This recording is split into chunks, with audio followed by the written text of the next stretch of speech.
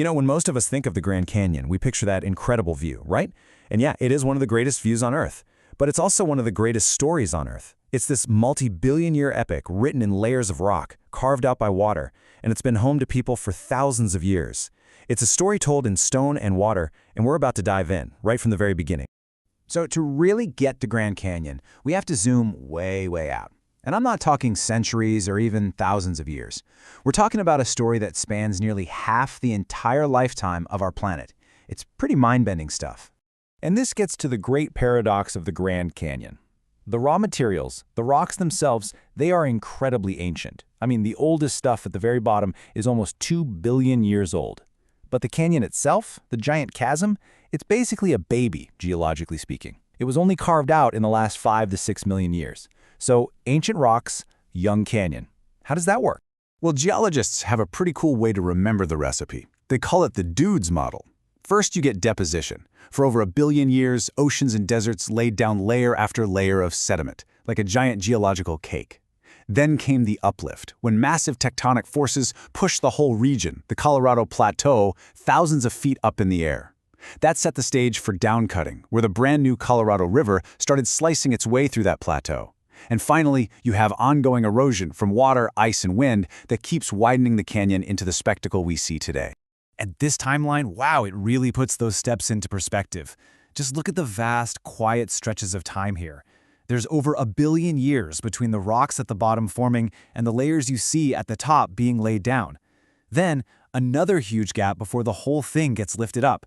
The final act, the actual carving of the canyon, it's just this tiny little sliver at the very, very end of this massive geological story.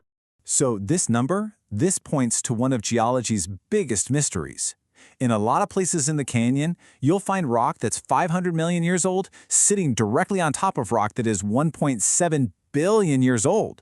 So where'd the 1.2 billion years of rock in between go?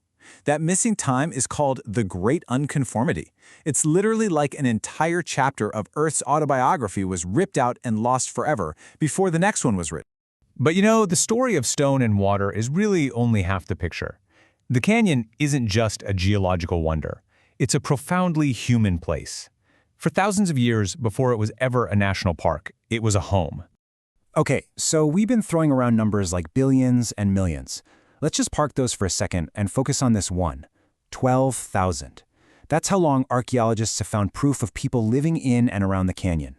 We're talking all the way back to the end of the last ice age. And this is not just ancient history. Today, 11 different Native American tribes have deep, unbroken ancestral connections to the Grand Canyon. For them, it's not a park or a tourist spot. It's a sacred place of origin, a vital part of who they are. From the Havasupai people who farm the canyon floor for centuries, to the Hopi, who see it as a gateway to the afterlife. Now that deep cultural and natural significance, it faced its biggest modern threat in the 1960s.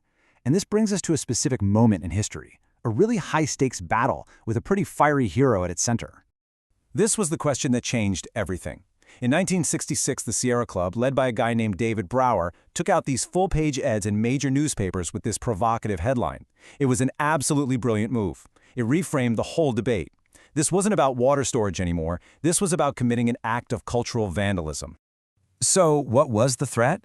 The U.S. Bureau of Reclamation had a plan to build 2 enormous hydroelectric dams inside the Grand Canyon. This would have turned long stretches of that wild, free-flowing Colorado River into still, quiet reservoirs, drowning side canyons and silencing the rapids forever. And the man leading this charge was David Brower. He was a world-class mountaineer, a fierce conservationist, and he was so passionate and so uncompromising when it came to defending wilderness that he earned the nickname the Archdruid. Brower just believed that some places were too sacred to ever be compromised, and for him, the Grand Canyon was at the very top of that list. And you know what? Those ads caused an absolute uproar. The public flooded Congress with letters. The Sierra Club's membership just exploded.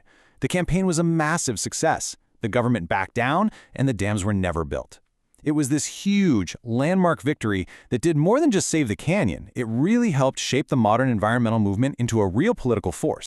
So that fight secured the canyon's future.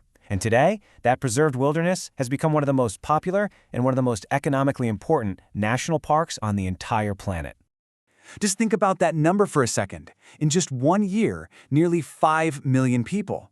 That is more than the entire population of New Zealand, all coming from around the world just to stand on that rim and see this landscape. And that number also shows a really strong recovery. While tourism isn't quite back to its 2019 peak, that was almost 6 million visitors, the trend is clear. The canyon's global appeal is as strong as ever. And all that popularity, well, it translates into a serious economic impact. Those nearly 5 million visitors didn't just look at the view. They spent over $900 million in the little towns and communities right outside the park. That's in a single year. And when you break down where that money goes, you see it fuels the whole regional economy. The biggest piece of the pie? Yeah, that's lodging, over a third of all spending. But look at this. Huge amounts are also spent on recreation, restaurants, transportation. It shows that preserving a place like this is actually a really powerful economic engine. So, that brings us back to the big question. What is the Grand Canyon? Is it this incredible record of deep time, a sacred ancestral homeland, a wild place saved by a brutal fight? Or is it a billion-dollar tourist attraction? The answer, of course, is that it's all of those things, all at once. And the biggest question for its future is how on earth we keep balancing all of them.